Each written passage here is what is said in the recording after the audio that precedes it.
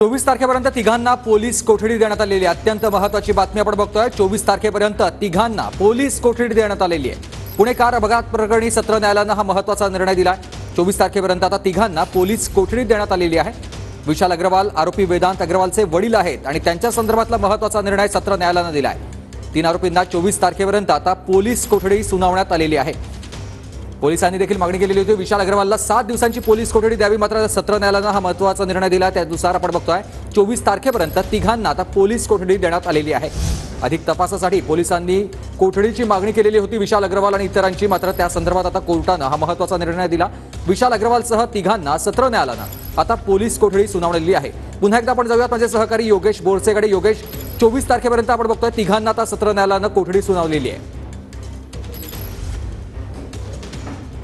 निश्चितच पुणे पोलिसांकडून 7 दिवसांची पोलीस कोठडी ही मागण्यात आली होती, मात्र कोर्टाने ती नामंजूर करत 3 दिवसांची पोलीस कोठडी या तिन्ही आरोपींना सुनावलेली आहे। अर्थात 24 तारखेपर्यंत ही पोलीस कोठडी असणार आहे आणि ज्या पद्धतीने या तिघांमध्ये विशाल अग्रवाल, त्यासोबतच दितेश शेवणे आणि जयेश बोनकर बार चालक मालक यांचाही समावेश यामध्ये आहे आणि या तिन्ही आरोपींना आता 3 दिवसांची कोठडी ही सुनावण्यात आल्याची माहिती 24 तारखेपर्यंत ही पोलीस कोठडी देण्यात आलेली आहे। पोलीस कोठडी मागण्याचं कारण सुद्धा एकूण सरकारी वकिलांकडून मांडण्यात आलेलं आहे, कारण जे आरोपी पुणे पोलिसांकडून ज्यांना अटक करण्यात आलेली आहे ते आरोपी तपासाला सहकार्य करत नाहीये, त्यासोबतच मोबाईल जप्त करून त्याचाही तपास करायचा आहे। हा एक मुद्दा सरकारी वकिलांकडून मांडण्यात आलेला आहे। त्यामुळे आम्हाला 7 दिवसांची पोलीस कस्टडी द्यावी, जेणेकरून या संपूर्ण घटनेचा, या संपूर्ण अपघात प्रकरणाचा तपास करता येईल। यासाठी 7 दिवसांची कोठडी होती, मात्र आता 24 तारखेपर्यंत या तिघांना न्यायालयाने पोलीस कोठडी सुनावलेली आहे। ही अतिशय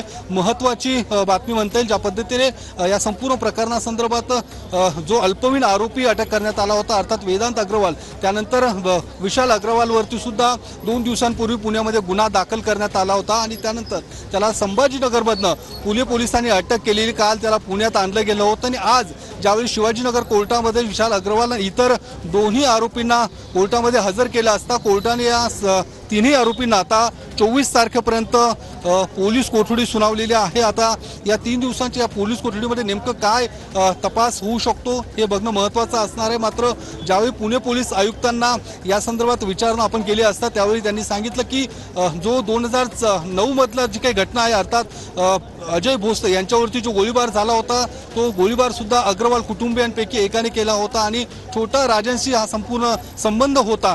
त्यामुळे नेमकं या सगळ्या प्रकरणाची चौकशी आम्हाला करायची आहे। अंडरवर्ल्डशी या कुटुंबाचा नेमका काय संबंध आहे तो एक तपास करायचा आहे। त्यामुळे 7 दिवसांची कोठडी पोलिसांनी मागितली होती, मात्र कोर्टाने ती मंजूर केलेली नाहीये। तर 3 दिवसांची पोलीस कोठडी आरोपींना सुनावल्याचं आपल्याला पाहायला मिळते आणि आता या 24 तारखेपर्यंत हे तीनही आरोपी आता पुणे पोलिसांच्या कस्टडीमध्ये असणार आहेत। पुणे पोलीस या तिन्ही आरोपींकडनं आता नेमका पुढचा तपास काय करणार ते बघणं महत्त्वाचं आहे, कारण शनिवारी रात्री 3:30 वाजताच्या सुमारास पुण्यातल्या कल्याणी नगरमध्ये हा अपघात घडला होता, ज्यामध्ये जो आरोपी आहे तो अर्थातच अल्पवयीन होता। त्याला सुद्धा आज बाल हक्क कोर्टामध्ये हजर करण्यात आलेला आहे।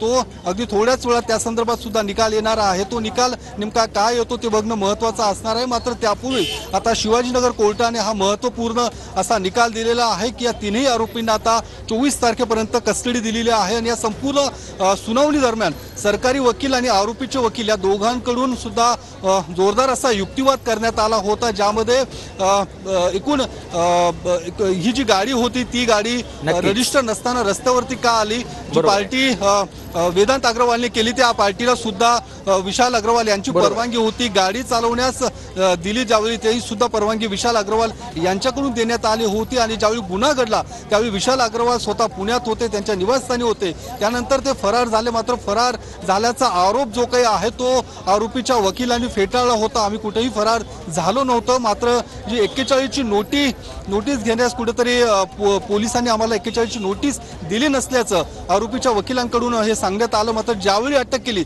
त्यावेळी तरी ही नोटीस देणं अपेक्षित होतं, मात्र नोटीस ही देण्यात आली नाही। अशा पद्धतीचा युक्तिवाद हा आरोपीच्या वकिलांकडून करण्यात आला। मात्र या सर्व युक्तिवादानंतर आता कोर्टाने 3 दिवसाची कोठडी सुनावलेली आहे आणि या 24 तारखेपर्यंतच्या कोठडीमध्ये नेमकं काय समोर येतं हे बघणं महत्त्वाचं आहे।